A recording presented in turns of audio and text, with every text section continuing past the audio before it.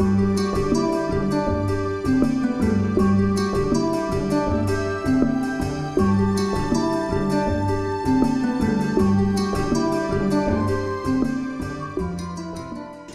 à tous, Évasion littéraire.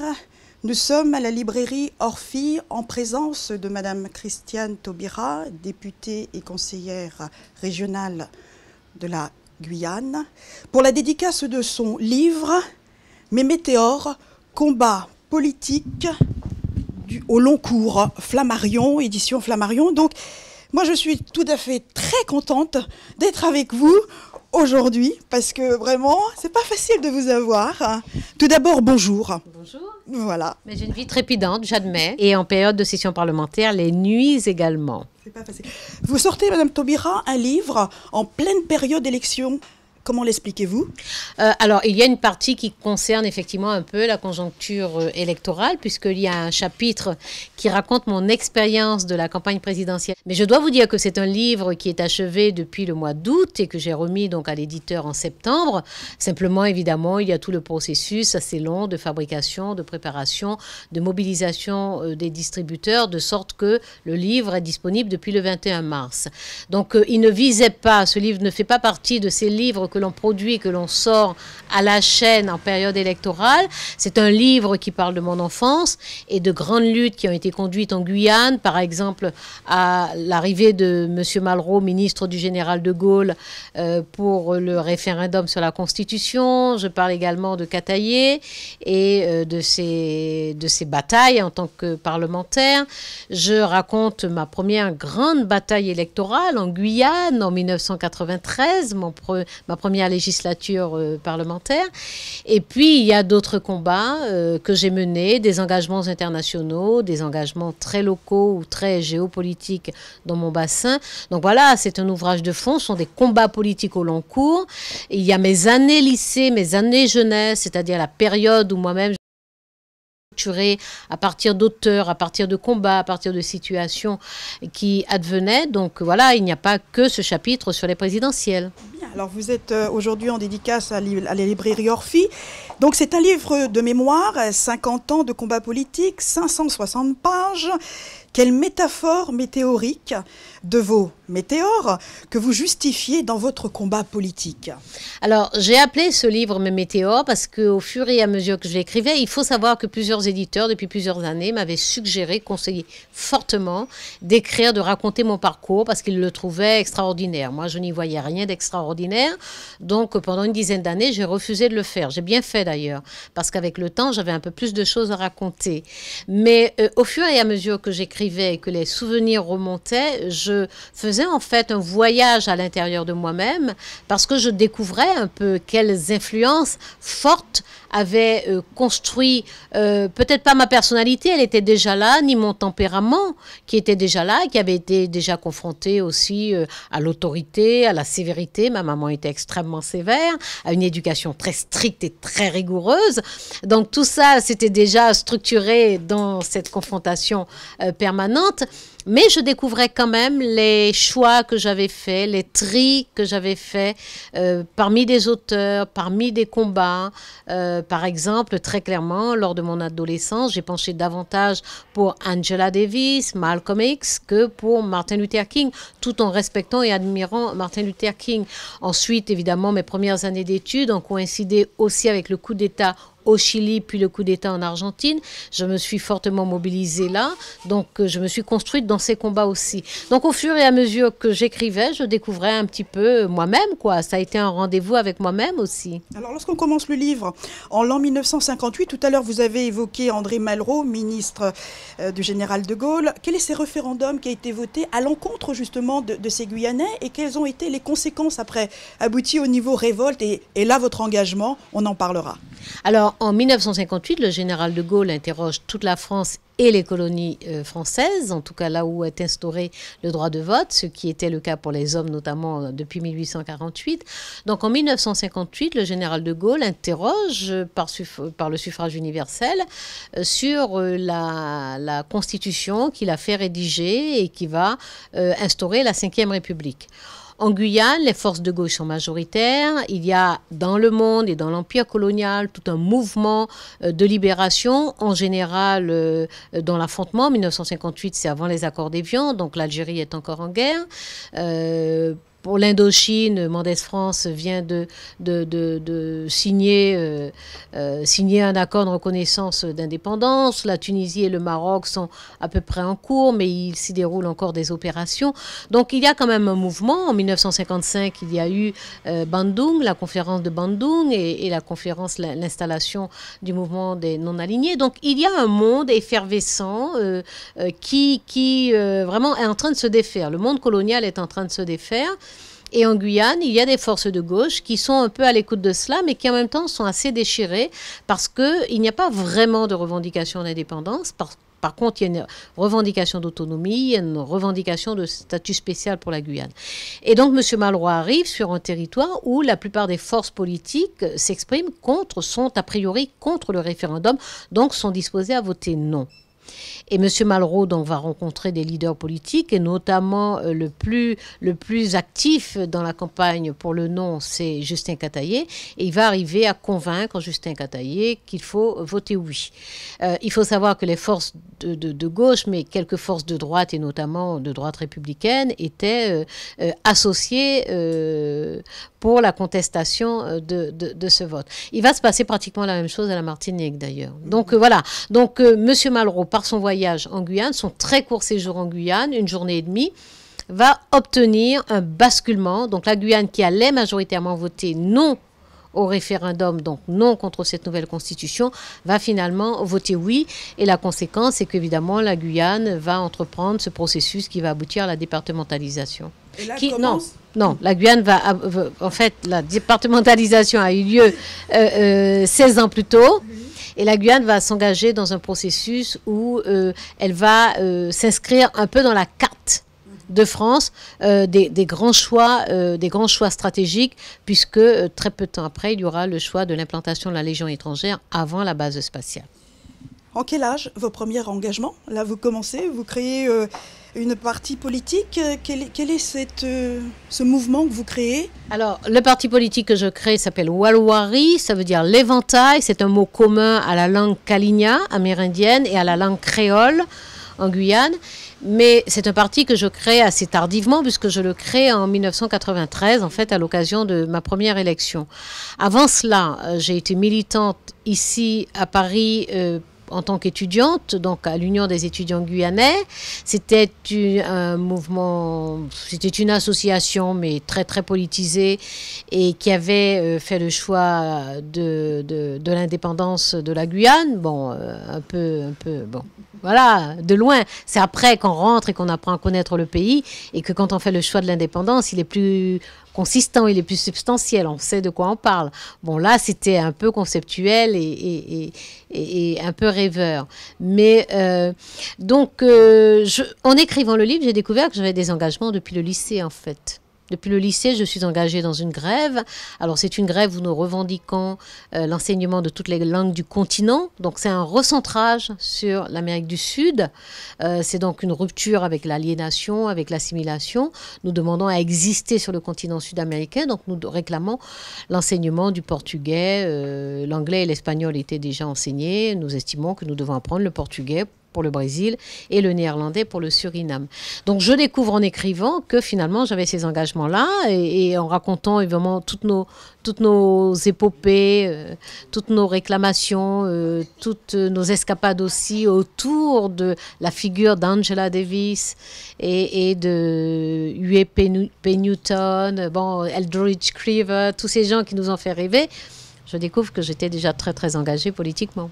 Je rappelle le titre de votre livre, Mes météores, combat politique au long cours. Alors, il y a quelques points qui sont très importants dans votre livre, avec votre écriture très volcanique, l'apparence le rapport à l'autre, la discrimination, la diversité, la colonisation, la couleur de la peau. Quels sont vos points de vue sur ces constats qui paralysent, entre guillemets, cette société actuelle?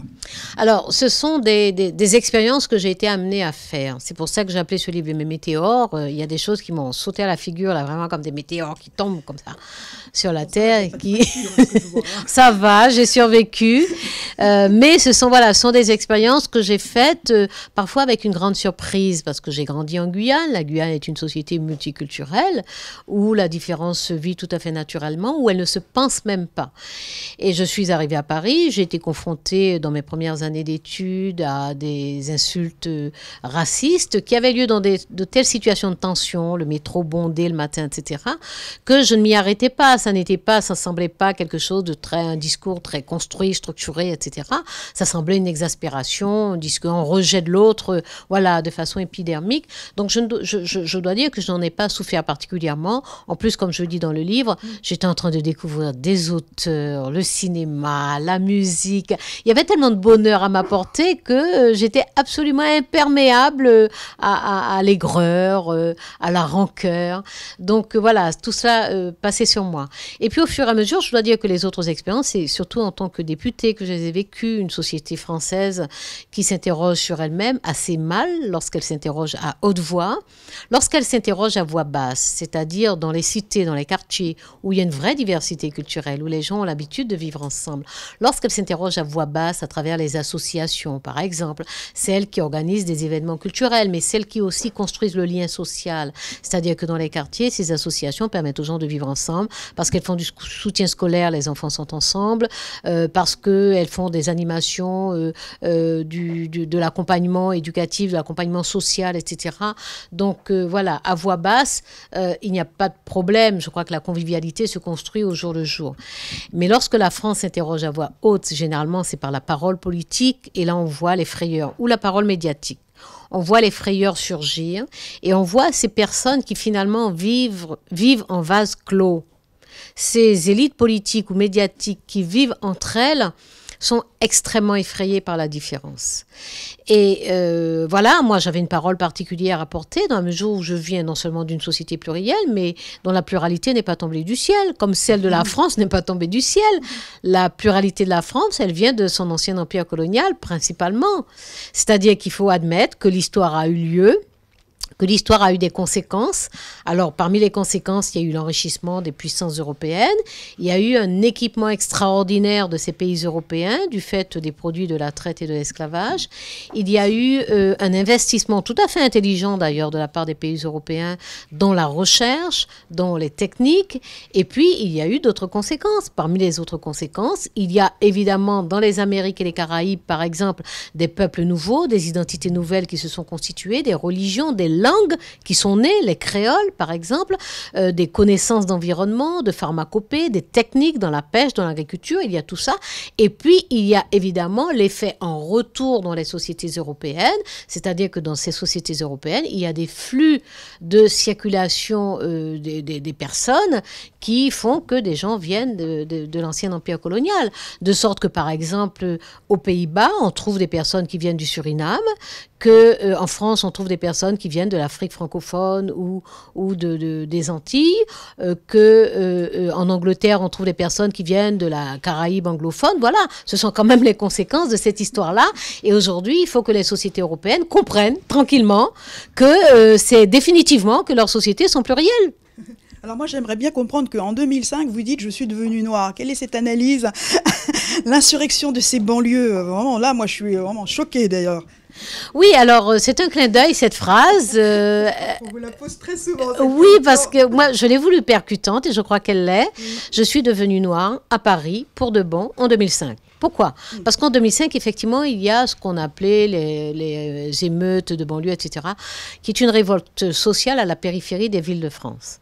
Et il fallait entendre ce qui se disait de ces territoires-là. En fait, c'était une revendication d'appartenance, une revendication d'existence, un refus de cette relégation avec un taux de chômage qui est 4 fois plus élevé que la moyenne nationale, avec une désertion des services publics, avec une disparition des services sociaux, avec un appauvrissement des associations. Donc voilà, il y a eu un hurlement à ce moment-là qui n'a pas surgi comme ça. Il a surgi à partir de la mort de 2 adolescents qui se réfugient dans un transfo, Ziyed et Bouna, parce qu'ils vont subir un nouveau contrôle de police, qui n'ont rien à se reprocher, mais ils n'ont pas leurs papiers sur eux. Et ils savent dans ces banlieues ce que ça signifie de ne pas avoir ces papiers sur soi, lorsqu'on a une tête que parfois certains policiers imaginent que ça ne peut pas être une tête de Français.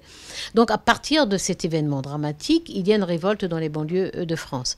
Et il y a toute une série de débats qui s'organisent autour de cela. Et alors qu'avant 2005, il m'arrivait d'être invité dans des médias nationaux pour parler de différents sujets, parce que j'ai mené des tas de combats, des combats internationaux sur la dette, sur l'annulation de la dette, des combats pour l'interdiction des mines antipersonnelles, etc. J'étais invitée sur un certain nombre de sujets, et là, je vais être invitée rien que pour expliquer pourquoi il y a des Noirs dans les banlieues, et que bon, voilà. Donc, je suis devenue noire à ce moment-là, parce qu'on considérait que j'avais une parole autorisée, légitime. Voilà, j'étais systématiquement interrogée sur cela. Donc voilà, c'est pour ça que je fais ce clin d'œil-là. Je dis, tiens, on n'avait pas vu ça avant, mais là, je suis devenue noire.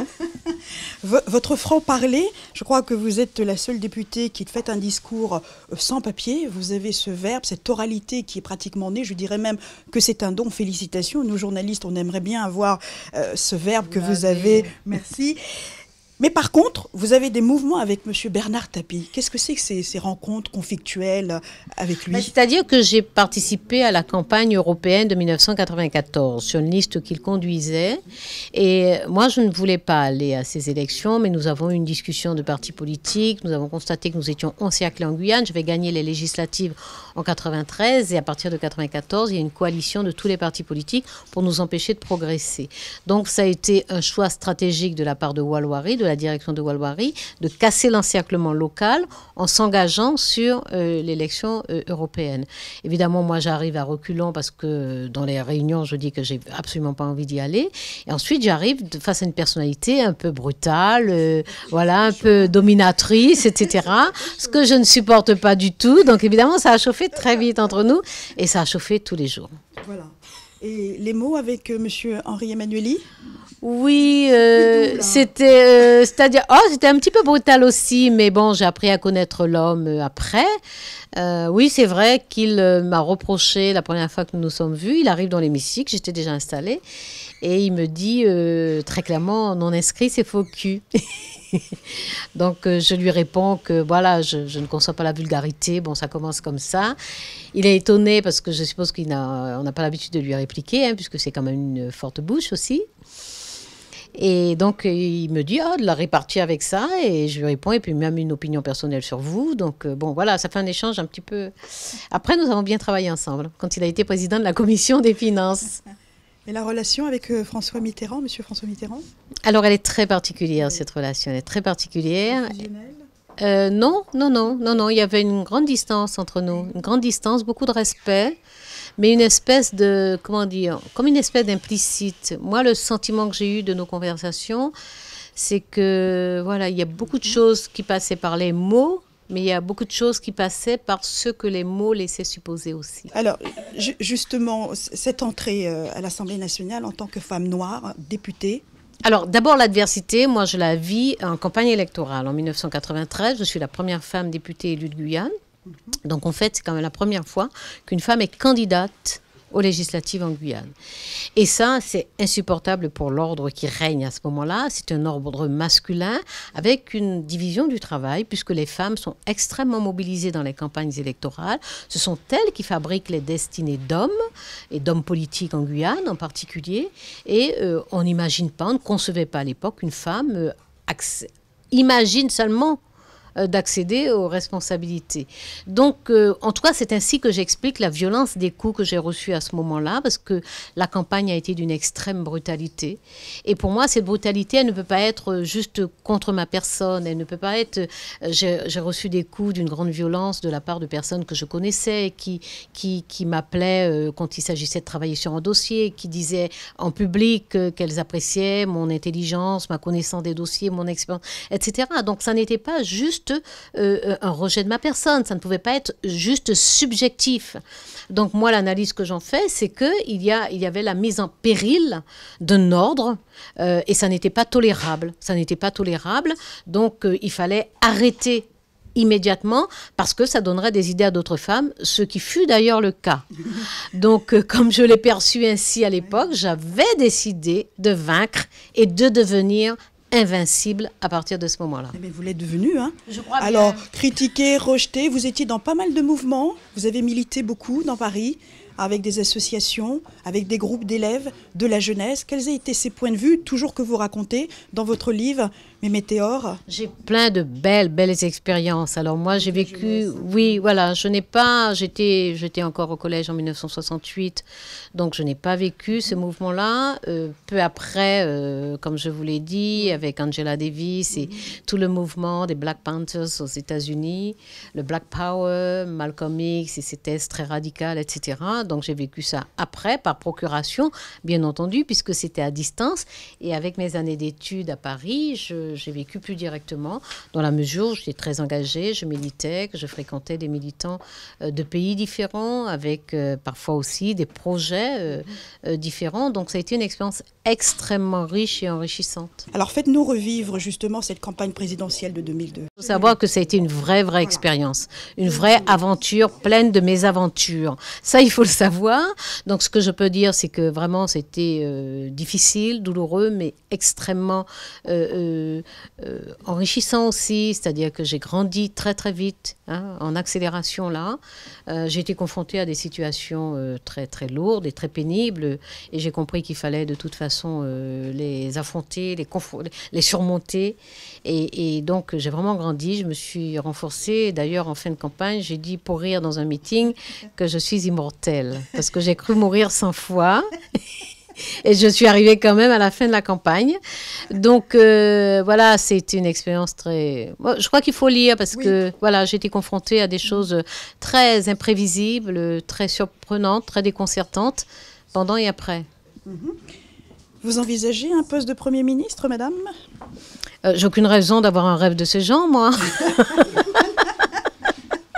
Alors, vous avez choisi ces photos pour illustrer votre livre. Alors, ici, là, il y a ma maman. D'abord, ma maman, j'ai perdu ma maman quand j'étais adolescente.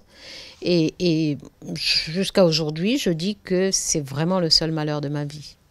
Le reste, ce sont des embêtements, ce sont des tracas.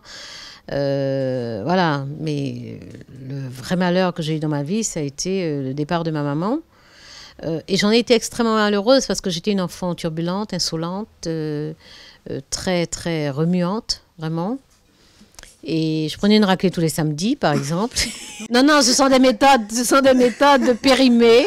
Que le samedi. C'est parce que simplement le carnet de notes arrivait le samedi.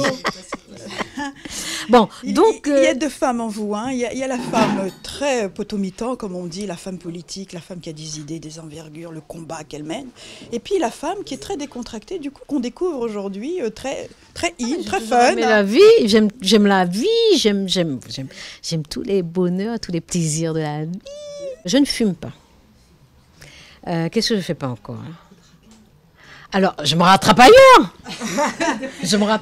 Ah, donc là, on va continuer sur l'album.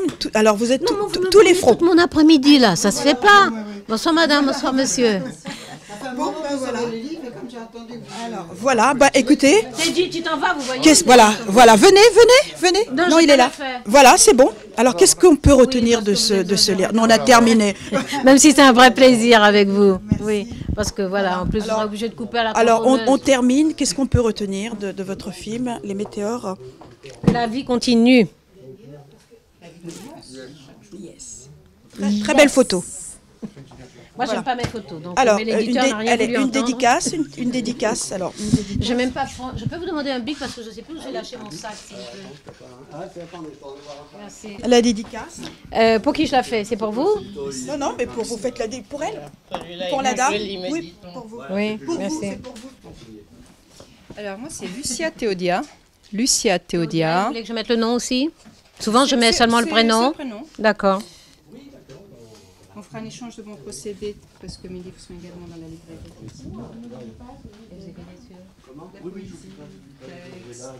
Ah ben, je n'ai pas répondu aux auteurs, mais les auteurs, j'en lis. Moi, je peux vous en parler pendant 6 ans. C'est Et ça. avec Thierry Sinda, nous étions là il n'y a pas très longtemps pour les... Ah, c'est moi qui en jugerai, madame. Absolument.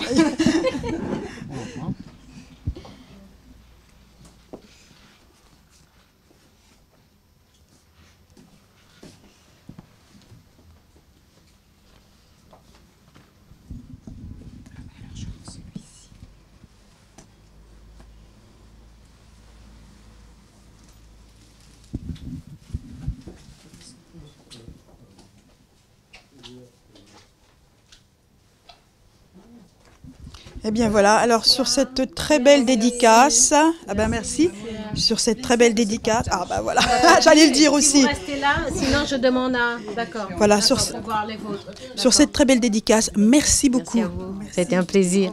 Merci à Christine Taubira pour son livre que je rappelle, Mes météores, combat politique au long cours, édition Flammarion.